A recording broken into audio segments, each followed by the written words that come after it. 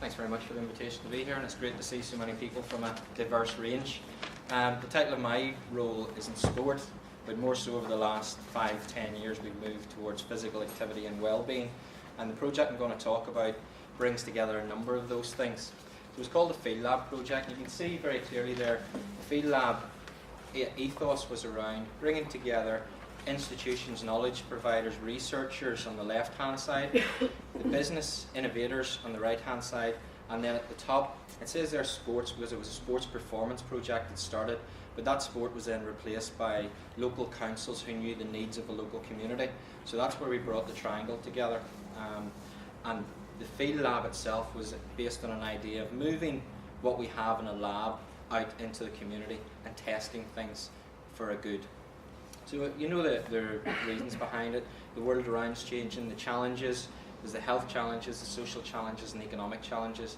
The project I had worked on was around economic development, but to try and tackle some social and health problems as well. I'm sure you've seen this before. I would make medicine for the sick. I had 5 extra years to live. 5 years. Eu viajaria pelo mundo em 80 dias. I was thinking about making like a helicopter. 我想做小提琴. I would be the first woman to be knighted. Why are you asking me that?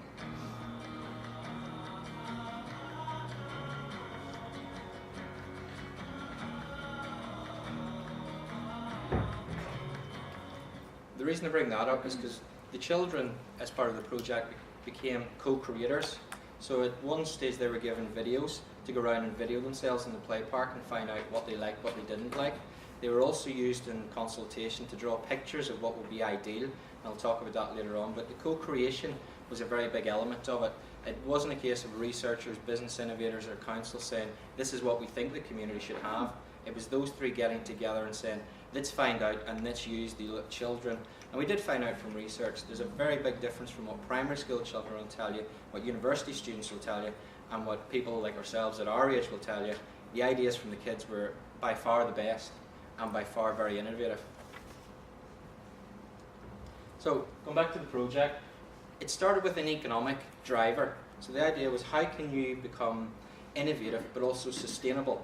And those two things, there's a balance. What's innovative, but how can it be sustainable for the value for money? Because a lot of these things are publicly funded. And the project specifically aimed then to stimulate innovation and new business creation by developing a network of field labs.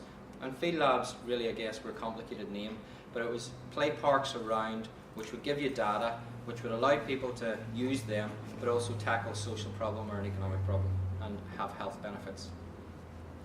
The countries involved and the cities, you have on the right hand side the universities, and on the bottom there you can see there's the city councils as well. So across the UK, across Holland and across Belgium. Outline of activities. So the first thing was we wanted to assess user needs. That was done the traditional way in the 5 cities, looking at the IPAC questionnaires, quality of life questionnaires, to set a baseline and to find out the demographics for each area. And then we had a competition. The competition was that there was €20,000 for each city to try and develop a new product, and that was the innovation behind that. Now, we already talked about innovation doesn't have to be a new product, a new widget. It can be a new way of doing things. We'll talk again later on about how very simple things where people were then working together and diversifying their product into a play market, which before would have been an engineering product. It's the same product, it was just put into a different market. The co-creation, developing products, services, prototypes, events, and even the monitoring and evaluation, how that was innovative and how that was brought together. And then the data, gamification and monitoring. So we wanted to use the idea of gamification and monitor what happened and how, and I can talk to you just about what data we've found so far. And then the last thing was this network of cities and universities, a forum in each city which could then develop through. Just to give you an idea about why we were involved and what the project was in a short video.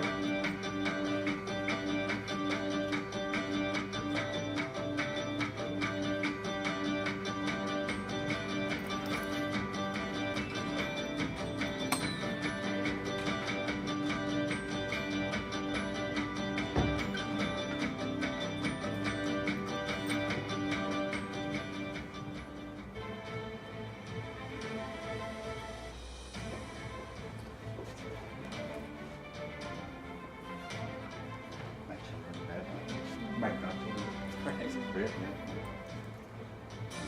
We built the first complete sports floor on the second side, hardcore. So that one there, actually, you see, that was a product that was developed. It's got a play park, and it's got a 3G pitch at the bottom, which then is in stilts. It turns to make it a hard court. It turns again, and it's a solar panel that then makes it sustainable, and the energy can be used around the field lab. That product there is one that's based in Delft, in Holland. It's also based in the Lockshore Park out in Newton Abbey. And you see just interspersed with that, there's a number of different monitoring pieces of equipment. And we'll talk about the innovation behind that, because Chris, who's going to talk next to you, a PhD student who looked at the innovation behind monitoring, and actually when he looked at, had the idea of, well, we may well come up with new monitoring pieces of equipment, but at the end he looked at all the monitoring pieces of equipment out there and said, well, if I combine this phone with this heart rate monitor, with this Fitbit, and produce an app, I can then bring all that information together. And it's going to be a lot easier in terms of the economic cost and quicker. All those things are there. Most people have a smartphone, it's got GPS, it's got accelerometer, so why not use what's already there rather than trying to reinvent it? And that innovation was very important in the monitoring. It's just a quick picture of the traditional play park that's already at Newton Abbey.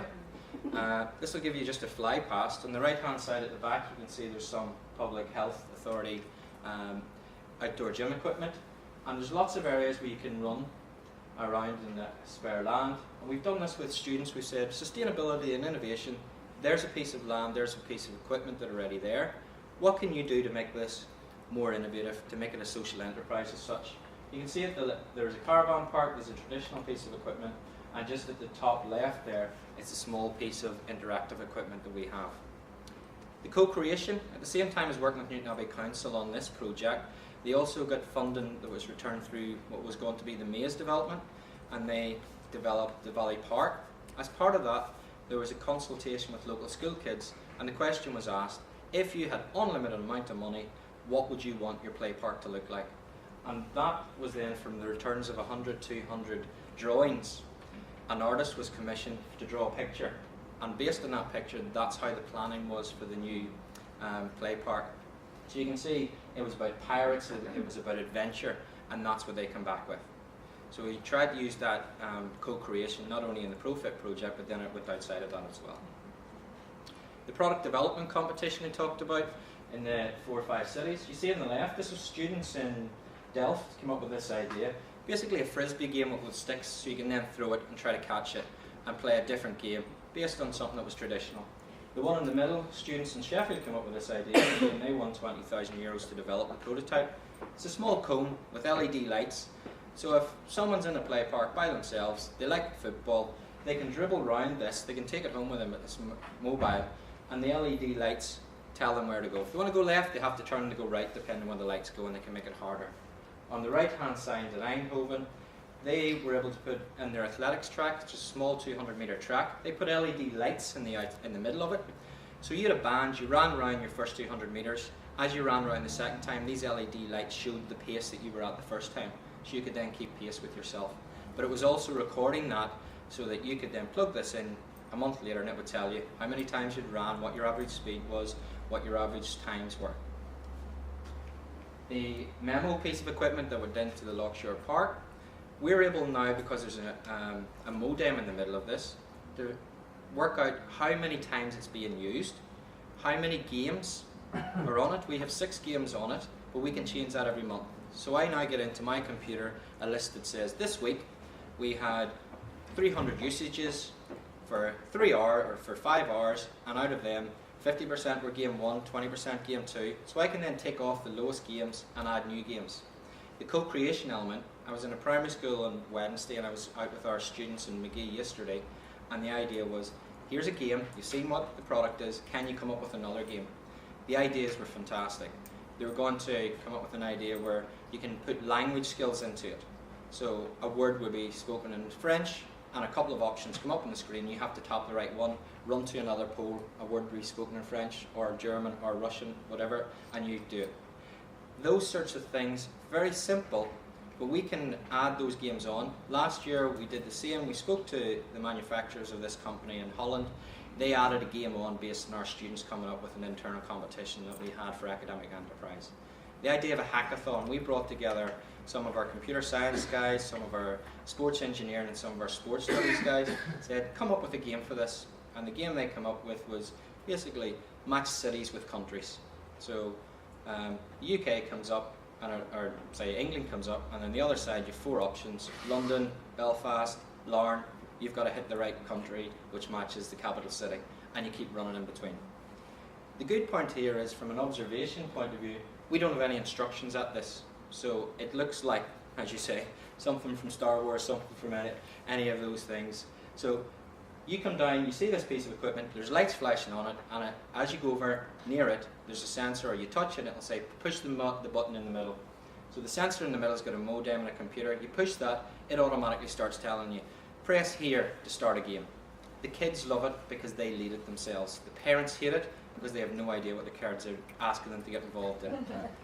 The BBC came down when we launched this and did a quick interview with us and put it on their Facebook site. And within 2 weeks, there was 50,000 views on it, and there was 400 or 500 comments.